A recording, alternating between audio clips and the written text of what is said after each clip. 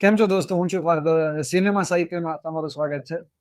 આજે દેશરે જોયા પરદેશ, દેશરે જોયા દાદા પરદેશ જોયા રી રિલીઝિંગ છે.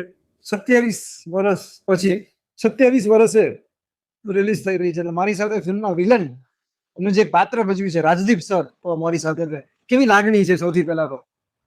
ખુશી થાય છે. આટલી સરસ ફિલ્મ ઘણા વર્ષો પછી આવી રહી છે અને જ્યારે આ ફિલ્મ રિલીઝ થઈ હતી ત્યારે એને ઇતિહાસ કરી નાખ્યો. એ જમાનામાં ગુજરાતી ફિલ્મો ચાલતી નહીં હતી, બહુ ઓછી ચાલતી હતી, બહુ ઓછી બનતી હતી. ત્યારે અમારા ગોવિંદભાઈ પટેલ સાહેબે જ્યારે ફિલ્મ બનાવેલી અને ખૂબ સરસ ફિલ્મ બનાવેલી, એનો સોંગ વોંગ સ્ટોરી જબરદસ્ત સ્ટોરી છે જેનું, એટલે સોંગ આજના યુવાનોને બહુ પસંદ આવશે. એટલે પિક્ચર ચાલશે, હજી બી ચાલશે, વિશ્વાસ છે. આટલા વર્ષો થઈ ગયા, બધે મિત્રો ફરીથી મળ્યા હશે, જીતેનભાઈ ને બધે. શું વાતચીત થાય તમારે? પાછી તમારે અમે લોકો મળતા જોઈએ અને ઘણી પિક્ચરો મેં અત્યારની ફિલ્મો કરી જ રહ્યો છું. મારી 3-4 હિન્દી ફિલ્મો આવે છે, ગુજરાતી બનાવી મેં લાસ્ટમાં ગુજરાતી ગોવા.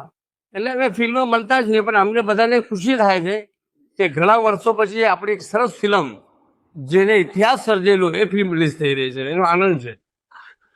હર્ષુભાઈ વિદાય લઈ ગયા થોડા સમય પહેલા. હા, હર્ષુભાઈ ગુજરી ગયા એ બી દુઃખ છે.